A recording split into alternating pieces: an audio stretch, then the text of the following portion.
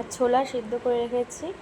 এবার আমার চ্যানেলের এই ভিডিও এটা দ্বিতীয় রান্না। দেখো আজকে আবার একটা ভিডিও নিয়ে চলে এসেছি, রান্না নিয়ে চলে এসেছি, দেখতে থাকো ভিডিওটা। শসা, পেঁয়াজ, তারপরে হচ্ছে কাঁচা লঙ্কা, একটু আলু দিয়েছি। দেখো তোমরা একটু শেয়ার করে দেখো। এটা কিন্তু খুব হেলদি এবং টেস্টি, ঠিক আছে? খুব খেতে কিন্তু খুব স্বাস্থ্যকর। যারা হয়তো ফ্যাট কমাতে চাইছো, রোগা হতে চাইছো, তারা এই খাবারটা খেতে পারো, এই খাবারটা বানিয়ে খেতে পারো, খুব ভালো লাগবে। চলো তাহলে রান্নাটা করে ফেলি, চলো। আর বন্ধুরা দেখো, আমি এখন এই যে ছোলা আর ডিম হচ্ছে ভেজে নিয়েছি। সরি, ভেজে বলতে সেদ্ধ করে নিয়েছি, মানে অর্ধেক করে নিয়েছি। দেখো আমি এখন কড়াই বসিয়ে দিয়েছি। এইটা কিন্তু আমার চ্যানেলের 2 নম্বর ভিডিও, এটা রান্নার ভিডিও, ঠিক আছে বন্ধুরা? নমস্কার বন্ধুরা, আপনারা কেমন আছেন? আশা করি ভালো আছেন। আমি প্রিয়াঙ্কা ডেলি ব্লগে আপনাদেরকে স্বাগতম জানাই। দেখুন এই যে আমি এখন এই উপকরণগুলি দিয়ে দিলাম তেলের মধ্যে। এর মধ্যে কিন্তু আলাদা আলাদা করে আপনারা দিতে পারেন। আমি কিন্তু ভেজে একটু মানে কেটে কুটে রেখে মানে ধুয়ে নিয়েছি একসাথে, তাই জন্য আমি একসাথেই দিয়ে দিলাম। আলু রয়েছে, টমেটো না, আলু, পেঁয়াজ, কাঁচা লঙ্কা, শসা এসবই আছে। দেখুন আমি এর মধ্যে কোনো মশলা অ্যাড করিনি।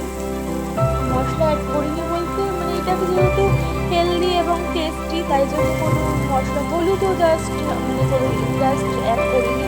কারণ তেলটা যেহেতু সামান্য, তেল ছাড়াও আপনারা খেতে পারেন। আপনারা যদি মনে করেন যে তেল ছাড়া খাবেন, এটা তেল ছাড়াও খেতে পারে। আমার কি মনে হয় একটু তেল দিয়ে খাই, যেহেতু স্বাদ মুখের বলে না, স্বাদের ব্যাপার, সেই হচ্ছে কথা। এটা কিন্তু আপনারা সকালবেলা হোক বা সন্ধ্যাবেলা, রাত্রিবেলা আপনারা খেতে পারেন ডিনারে, আর সন্ধ্যাবেলা জলখাবারে বা সকালে জলখাবারে। ছোলাটা যে সেদ্ধ করে রেখেছি, এই ছোলাটা আমি দিয়ে দিলাম, ছোলাটা পুরো দিয়ে দিলাম। এখন এটা একটু নাড়াচাড়া দেবো, আর কিচ্ছু দেবো না, সিম্পল আপনারা ট্রাই করে দেখতে পারেন আমিও জানতাম না আগে রান্না খুব একটা। এবং এইটা যে আলুটা দিয়ে সঙ্গে বলতে পারে যে আলুটা দিয়েছি,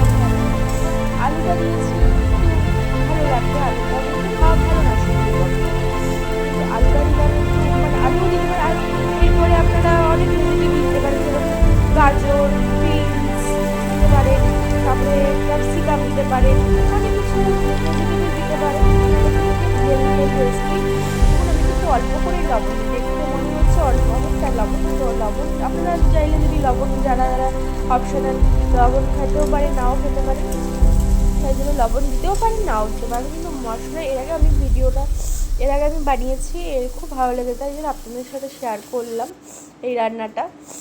দেখুন ভিডিওটা ভালো লাগলে একটা লাইক শেয়ার করে দেবেন, আমার পাশে থাকবেন। এর আগেও ভিডিও দিয়েছিলাম যে কাঁচকলার দিয়ে আলু দিয়ে সর্ষে বাটা শুক্তো দিয়ে রান্নাটা, যে এটা মা ঠাকুমার রান্না, এটা কিন্তু মা ঠাকুমার রান্না না, এটা কিন্তু রান্নাটা খুব ইউনিক, ঠিক আছে? এবার দেখুন জল দিয়ে দিলাম। এই যে এরপরে সামান্য ডিম কেটে, ডিমটা যেরকম ভালি করে নিয়ে তারপর ডিমটা কেটে, ডিমটার সাহায্যে আপনারা চাইলে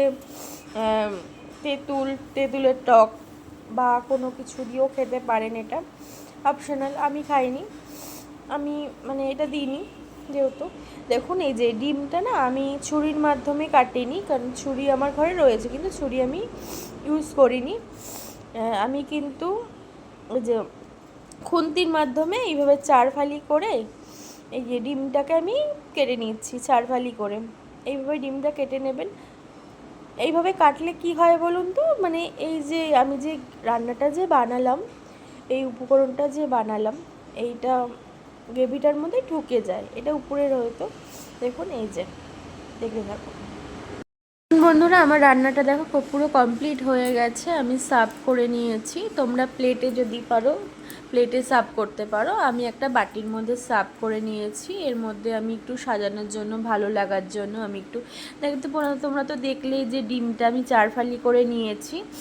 দেখো এর মধ্যে আমি কিন্তু একটু আলুর চিপস দিয়েছি, তোমরা তেঁতুলের পাক দিতে পারো বা অন্য কোনো স্যালাড বলো, কিছুই দিতে, অনেক কিছু সামথিং দিতে পারো। আমি কিন্তু এইসব দিইনি। তোমাদের যদি ভিডিওটা ভালো লেগে থাকে, একটা লাইক শেয়ার কমেন্ট করে আমার পাশে দেখো। টাটা।